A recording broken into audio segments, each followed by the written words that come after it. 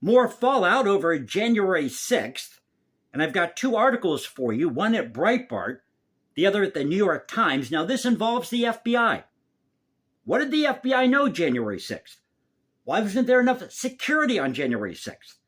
Where was the Capitol Police on January 6th? I've been asking these questions for months. For months now, I've been asking these questions. Now, the article at Breitbart, it's buried deep in their website, so you really have to dig for it. And the article at the New York Times goes back to February 1st of this year, talking about the FBI's missteps, that human error may have been involved. Well, I think it was a little more than human error. I think it was a little more than just some missteps. But this article at Breitbart, it's by Sean Moran. It came out Friday, this past Friday, May 12th. It says here, an FBI audit found the agency had insufficient justification for two FISA searches relating to January 6 Capitol violence. The FBI's Office of Internal Auditing, or the OIA, released a routine audit evaluating its compliance with the Foreign Intelligence Surveillance Act, better known as FISA. And the FBI audit analyzed audits of both FISA and Section 702 data. Now, Section 702 is a law that allows these intelligence agencies to collect all this communication of targeted foreigners, possibly domestic terrorists.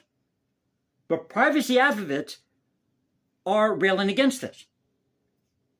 They think this is a run around the Fourth Amendment. The audit found, get this folks, 17 searches of the government's FISA database had insufficient, 17 of these searches had insufficient justification for searches of Americans' communications, which include the following: 8 searches looking for connections in raw FISA collection, 2 searches related to January 6 Capitol violence, 1 Afghan refugee vetting, 1 domestic terrorism matter, among other issues. The FBI audit does not identify if the queries relating to January 6 were of Americans, but it may likely be considering the subject matter, and the FBI audit noted that FISA queries must have an authorized purpose, be reasonably designed, and be justified. So it sounds to me like the FBI was trying to get around or skirt around the Fourth Amendment. Justified means the person conducting the query must have a specific factual basis to believe that the query is reasonably likely to retrieve foreign intelligence information or information about domestic terrorism. And that's a key. You have to have a specific factual basis to go after these people. Reasonable cause. Now, according to Elizabeth Goitein, last name Goitein, a privacy expert at the Brennan Center for Justice at the NYU School of Law, so this isn't some left or right-wing hack, this is somebody at NYU, said the audit strongly underscores the need for Congress to impose a warrant requirement for these queries. And why do we have a FISA court to begin with? Get rid of the FISA court. You have all these other courts. Why do you need a FISA court? She said that since the FBI performed roughly 200,000 searches on Americans with a 96% FISA compliance rate, this means the FBI conducted, quote, 8,000 searches for Americans, phone calls, text messages, emails, etc., without even a reasonable likelihood that the searches would yield foreign intelligence or evidence of a crime. So basically, they were searching for nothing here. To me, it all sounds like smoke and mirrors. That's exactly what this was. January 6th was smoke and mirrors. The investigation into January 6th was smoke and mirrors. She goes on to say, even if the compliance rate were 100%, the government should not be able to access Americans' communications without a warrant. Amen. Violation of the Fourth Amendment. But with a baseline of 8,000 violations per year, there can be no question that a warrant is needed to protect Americans' fundamental rights. And she talks about this at Twitter. So that's over at Breitbart. Now let's hop over here to the New York Times, this article going back to February 1st. Bias and human error played parts in FBI's January 6 failure, documents suggest. And this is a story by Adam Goldman and Alan Feuer, last name Feuer. So I'll just get to the meat of the article here. Blinded by a narrow focus on lone wolf offenders and a misguided belief that the threat from the far left was as great as from the far right, the analysis and other new documents suggest officials at the Bureau did not anticipate or adequately prepare for the attack. Why wasn't the FBI, the Capitol Police, Why weren't they prepared for this? Why wasn't there sufficient security on January 6th? Nobody is answering that question. Hey, FBI, CIA, our taxes pay your salary. We need to know what happened before January 6th, what happened on January 6th, and what happened with these investigations after January 6th. The American people have the right to know. And you have an obligation to answer us, damn it. So quit hiding behind your little cubicle there at the FBI in Washington, D.C. Get off your ass and come out and just say what happened January 6th and what you know in these investigations. No, we can't do that because, you see, we're the all-knowing, all-powerful FBI. And we must go after our political opponents. Uh-huh. The story of the FBI's missteps in the weeks leading up to January 6th was touched upon, but not fully explored by the House Select Committee investigating January 6th.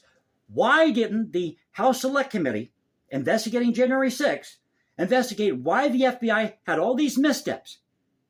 Why there was so much human error involved in their investigation at the FBI? The analysis conducted by the FBI, an exercise often known as Red Cell, was included in the Select Committee's investigation examining structural failures at the Bureau and the Homeland Security Department. The committee did not publish a report on those findings, but the New York Times reviewed a draft document containing preliminary conclusions. There was no single failure. Agents ignored warning signs flashing in the open on social media. Why did they ignore these warning signs? And relied on confidential sources who either knew little or failed to sound the alarm. Still, even recently, Bureau officials have played down not preventing the worst assault on the Capitol since the War of 1812. Well, wait a minute, New York Times. I thought that January 6th was the worst attack on American democracy. We're really not a democracy. We're a federal republic, federal or constitutional republic. I thought that this was the worst attack on American soil since the Civil War. Now it's the worst attack since the War of 1812. Make up your damn mind, New York Times. Which is it? Quote, if everybody knew, and all the public knew, that they were going to storm Congress, I don't know why one person didn't tell us. Jennifer L. Moore, the top intelligence official at the FBI's Washington field office at the time, told congressional investigators. Why didn't we have one source come forward and tell me that? Thank you. Somebody's finally asking the tough questions here. Other agencies like the Homeland Security Department, the Secret Service, and in particular the Capitol Police all had major roles in analyzing intelligence and protecting the Capitol in advance of January 6th. All failed to secure top officials, but the FBI had a unique part to play given its superior investigative research and mandate to prevent acts of terror. The FBI is now conducting an internal review of what happened on January 6th to assess what it describes as lessons learned and to make improvements in communication in the collection and analysis of this information. Well, why didn't you have your act together January 6th, FBI, CIA, Capitol Police? Maybe we should go talk to Nancy Pelosi. So I thought I'd share this with you. Two articles at Breitbart, one article at Breitbart, one at New York Times, talking about the FBI's involvement in January 6th. All these missteps. Were they really missteps? Or did they have Trump on the brain? They had to go after Trump. They had to go after his supporters. Now, I didn't vote for Trump. Okay, but I don't like it when our government's targeting a particular candidate or individuals with nothing to back it up. And I've asked this question before, I'll ask it again.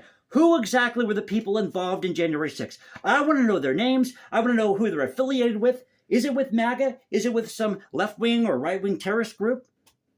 Is it with Antifa? BLM? Put some fire to your ass, FBI, and answer these questions. So I hope you enjoyed the video. If you did, you know what to do. You can also follow me at Instagram, #JasonComposes, because I write music in my spare time. And as you know, we also talk about the issues of the day. This is where the past crashes with the present. Or you can find me at Twitter, Culture Confederacy, at CultureConfed1 on Twitter. This is the Culture Confederacy saying peace out. Stay safe, everybody. God bless this thing called the United States, and I'll catch you next time.